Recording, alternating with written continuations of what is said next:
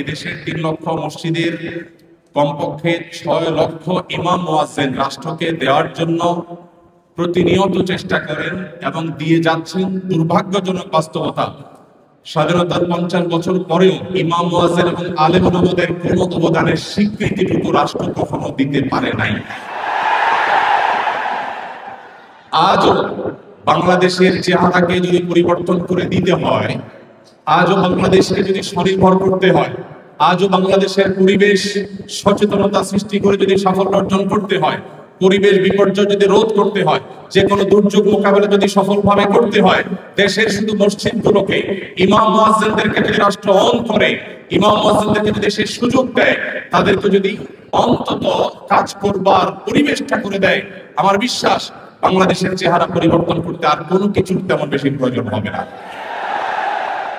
3 লক্ষ মসজিদ সরকারি হিসেব মতো কমপক্ষে 3 লক্ষ মসজিদ আরো বহু আগে বলা হয়েছে, সেটা এখন 3 লক্ষের অনেক বেশি চলে গেছে স্বাভাবিকভাবে।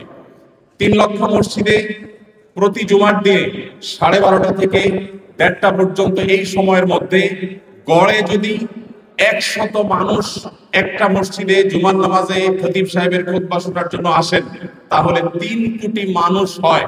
বাংলাদেশের সমস্ত টিভি চ্যানেল, সমস্ত মিডিয়া একযোগে সবচেয়ে পিক টাইমে এত বেশি দর্শক কখনো পায় বলে আমি মনে করি না। এবং সারা সপ্তাহের সবচাইতে মূল্যবান সময় বৃহস্পতিবার রাতে, শুক্রবার অফিস নেই, স্কুল কলেজ নেই, মাদ্রাসা নেই, সবাই ফ্রেশ একটা ঘুম দিয়ে, সপ্তাহের সবচেয়ে ভালো গোসলটা দিয়ে, সবচেয়ে ভালো নাস্তাটা করে, সবচেয়ে সুন্দর পোশাকটা পরে, সবচেয়ে ভালো আতর পারফিউম ব্যবহার করে, সবচেয়ে মূল্যবান সময়টা খতিব সাহেবদের সামনে গিয়ে দোজানো হয়ে বসে। পৃথিবীর অন্য কোন কৃষ্টি কালচার, কোন সিস্টেমে একসাথে একটা দেশের 3 কোটি মানুষকে অ্যাড্রেস করার এই সুযোগ ইমাম সাহেব, খতিব সাহেব ছাড়ার কারোর হাতে নেই। ইমাম সাহেবরা যদি চান, তাদেরকে যদি রাষ্ট্র আসলে সুযোগ দেয়, তাহলে সেক্ষেত্রে তারা অনেক কিছু করতে পারেন। ইতিমধ্যে আমরা দেখেছি রোহিঙ্গা শরণার্থীরা যখন আমাদের দেশে আশ্রয় নিয়েছে, সবার আগে ঝাঁপিয়ে পড়েছিল দেশের ওলামা একরাম। প্রতিটা দুর্যোগে ওলামা একরাম যে ঝাঁপিয়ে পড়েন, সেটা নিঃস্বার্থভাবে হয়, স্বার্থহীন ভাবে হয়। আমার উদাত্ত আহ্বান যে আগামী বাংলাদেশে এদেশের মসজিদগুলোকে, আলেম ওলামাদেরকে যেন রাষ্ট্র গ্রহণ করে তাদেরকে কাজের সুযোগ দেওয়া হয়, কোনো বেতন ভাতার সুবিধা দেওয়া, এটা আসলে দয়া দাক্ষিণ্যের বিষয় নয়।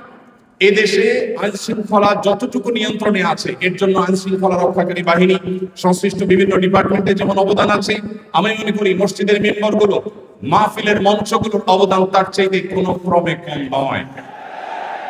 বাত ব্যথা, প্যারালাইসিস কিংবা আর্থ্রাইটিস, আধুনিক ফিজিওথেরাপি ও পুনর্বাসন চিকিৎসায় নির্ভরযোগ্য নাম ডিপিআরসি। এদেশ থেকে যৌতুককে যে জাদুঘরে পৌঁছে দেওয়া হয়েছে, কারা জাদুঘরে যৌতুককে পৌঁছে দিয়েছে? এদেশে যৌতুকের অভিশাপ থেকে মুক্ত করার সবচেয়ে বড় ক্রেডিট একমাত্র ওলামা একরামের।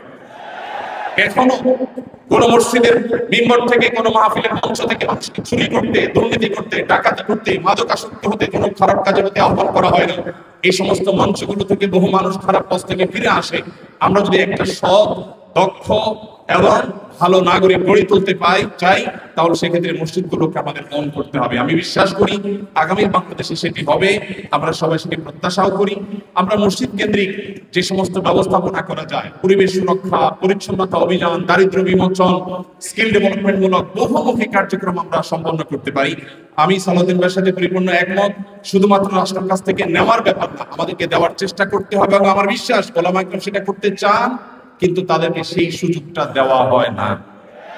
কিন্তু সেই আলেমদের কোন অবদানকে আজ 50 বছরের মধ্যে স্বীকৃতি দেওয়া হয়েছে আমি জানতে চাই।